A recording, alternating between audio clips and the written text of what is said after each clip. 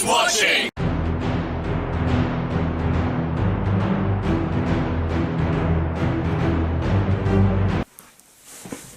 Hello and welcome to Who's Watching.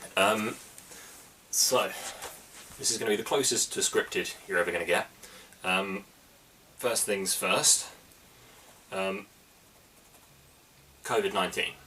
So, we're going to try our best to bring you new videos on the same schedule we have been doing for, however long.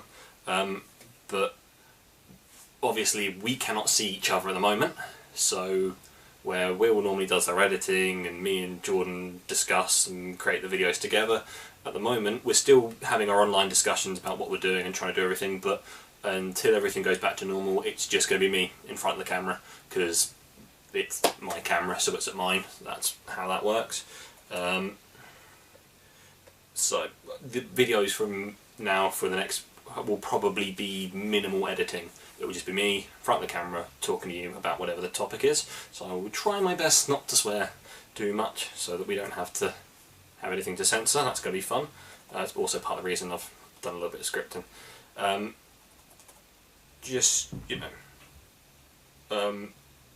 Our horror video is still going to be coming. Obviously it'll be after this because the whole thing of its discussion, but the plus side means that me and Jordan have got loads of time to do appropriate research. So there's going to be a pretty research heavy episode now for us, and there's no excuse if we're not prepared, you know what I mean. So, as many of you probably know, but if not, I'm happy to be the first to tell you that fans all over, including some Doctor Who alumni like Karen Gillan herself, have started to sit down at the same time on a Thursday night and watch an episode of Doctor Who. Or they've even done one of Class, the next one's Torchwood, although it will have been, the last one when you watch this will have been Torchwood, but I'm filming it before that. And it started with Day of the Doctor, and they've done lots including Vincent and the Doctor, which I'll be talking about in this video, which I'm sure you will have known because it will be in the description. Quick bit of trivia before we start. Bill Nighy was actually offered the part of the Doctor, but he turned it down because he said there was a lot of baggage for it. And other Bill Nighy related thing, at the beginning he's talking about Van Gogh only selling one of his paintings in his life. That's true, but it wasn't, as he said, to the sister of a friend, it was actually to his brother. That was the only person who ever bought one of his paintings.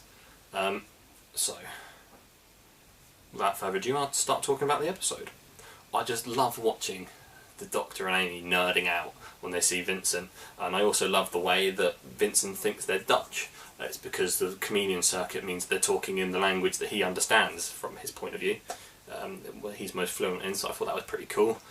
I miss watching Matt Smith's Doctor. He just makes it look so easy. You know what I mean? He just came in from the ground running as the Doctor, and I think he just does such a good job. This episode has a good quick setup. I like the fact they just get into it. I also love the way that throughout the plot they seed, and like the story, they seed in all of his paintings and stuff. I thought that was really good.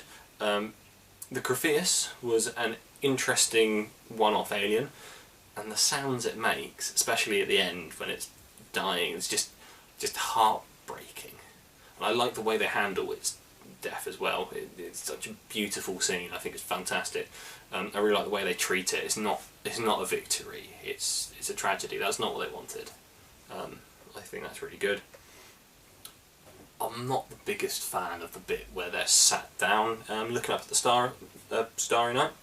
I know it's not exactly a out there opinion, my favourite Van Gogh painting, but I don't dislike it. I just know that lots of people either hate it or love it, and I'm just somewhere in the middle. I always forget about it. It's the one bit of the episode I forget about until it's there, and I'm like, oh yeah, that bit happens. The ending of this story will always be one of my all-time favourites.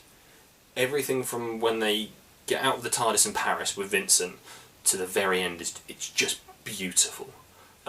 When they're in the museum and with Vincent, that bit where he's panning around and you've got Bill Nighy talking about him, always gets me. It breaks me every time. It really does. And then when they go back and after everything he still commits suicide, that breaks me all over again. This was actually the first time, watching it for this was actually the first time I've ever watched that bit and not cried. Now, I know this is the end point to check out at if you don't want to hear me talk about depression. I know that not everyone wants to have that sort of discussion, as we mentioned in the last time we did an episode about depression. Well, the Doctor Who did an episode about depression, we talked about it, so if that's for you, then thank you for watching, please subscribe and all that jazz. That's given them enough time to click off, I think. This is for me, it's a very personal episode. I know I blitzed through it, but most of that's just because we're not editing it. But yeah, it came out at a time when I was not in a very good place, and just the way it handles it in the story and the way everything, I think it's brilliant. The episode itself actually came about because the writer's sister, who loved Van Gogh, actually lost her fight with depression, sadly. And the Doctor's speech at the end is one of my favourite quotes ever. And I know that for anyone that's got any sort of issues, this time is going to be extra difficult, being locked in and not being able to see people. So please make sure you talk to people. There are people out there to talk to, so message them, message your friends, keep in contact with people. Don't close yourself off just because we've been locked out. And I think we can all use the Doctor's words at a time like this. Every life is a pile of good things and bad things. The good things don't always soften the bad things, but vice versa. The bad things don't necessarily spoil the good things or make them unimportant. Please be kind to yourself. Stay inside and stay safe. Stay in contact with people, and if you are feeling down, there are people you can call. There are support networks. Hopefully we'll leave some links in the description. As always, in the description you've got my Twitter, you've got Jordan's Twitter, our Facebook page. Please feel free to contact us on any of those if you just need someone to talk to. Facebook's probably the best one to know, because someone will reply on that. Start a message chain. Please communicate in the comments between each other, and please like, share and subscribe, and wash your hands. I'll see you next time.